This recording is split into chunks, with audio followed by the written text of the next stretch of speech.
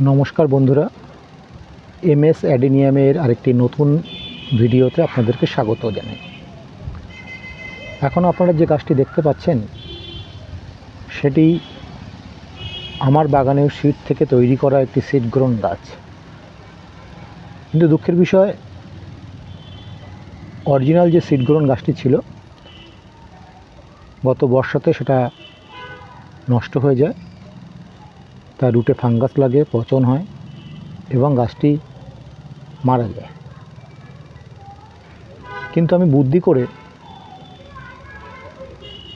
মাথার কোনো একটি ডালকে আমার একটি গাছে আমি গ্রাফট করেছিলাম। গত বছর ফুল ফুটেছিল, কিন্তু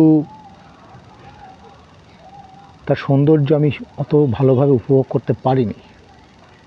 যাই হোক, এবছর গাছটি বেশ বড় হয়। জানুয়ারি মাসের শেষে আমি গাছটিকে প্রুন করে দিই। দেওয়ার পরে যে নতুন ব্রাঞ্চগুলো বেরিয়েছে সেখান থেকে যে ফুল এই মুহূর্তে আপনারা দেখতে পাচ্ছেন, তার রূপে অন্তত আমি মুগ্ধ। আপনাদের কেমন লাগলো অবশ্যই কমেন্টে জানাবেন। প্রথমে গাছটি দেখুন, অসাধারণ একটি কডেক্স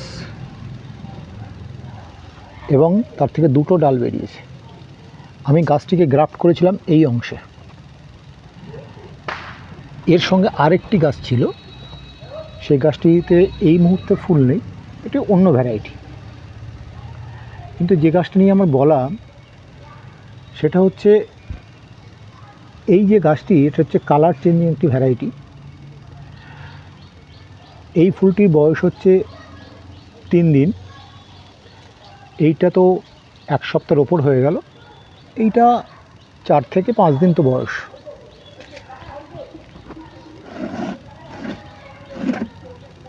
এই ফুলটা গতকাল ফুটেছে। অর্থাৎ প্রথম অবস্থায় যখন ফুলটি ফোটে তখন এই রকম একটি হলুদ থাকে। পরবর্তীকালে কালার চেঞ্জ হয়ে এমন অবস্থায় আসে। তারপর তো দেখতেই পাচ্ছেন আপনারা, বিভিন্ন শেডের এসছে। যাই হোক, আমার কিন্তু অসাধারণ লাগছে।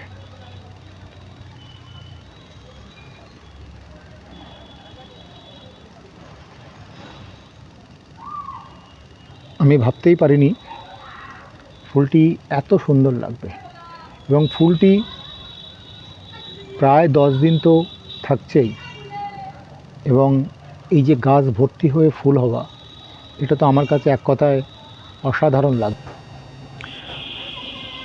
এই গাছটির যেহেতু পূরণ করেছিলাম এবং আমি অতটা গুরুত্ব দেইনি, সেই ডালগুলোকে আমি ফেলে দিয়েছিলাম। যদি আগে জানতাম যে গাছটি ফুলটি এত সুন্দর হবে, তাহলে অবশ্যই কিছু গ্রাফট করে রাখতাম। ডালটি বড় হলে আমি পরবর্তীকালে নিশ্চয়ই গ্রাফট করতে পারবো। আর একটা কথা, গাছটির কিন্তু আমি একটা নাম দিয়েছি। কারণ যখনই সোশ্যাল মিডিয়ায় বর্তমান সময়ে কোনো কিছু পোস্ট হয়, তখন সবাই এর আইডি জানতে চায়। তো আমি সেই চিন্তাভাবনা করে একটা আইডি দিয়ে রেখেছি, অর্থাৎ নামকরণ করেছি। নামটি হচ্ছে অরুন্ধতী। আপনাদের নামটি পছন্দ হয়েছে কিনা অবশ্যই কমেন্ট বক্সে জানাবে। ফুলটিকে আরেকবার দেখে নিন। আমার তো ভালো লেগেছে বলে আমি ভিডিও করার লোভ সামলাতে পারলাম না। কারণ আনন্দ সবসময় বন্ধুদের সঙ্গে ভাগ করে নিতে হয়, তাহলে তার পরিমাণটা কয়েক গুণ বেড়ে যায়। অবশ্যই আপনারা কমেন্টে জানাবেন কেমন লাগলো আপনাদের। সকলে ভালো থাকবেন। ব্যাস, আজ এই পর্যন্ত। নমস্কার সবাইকে।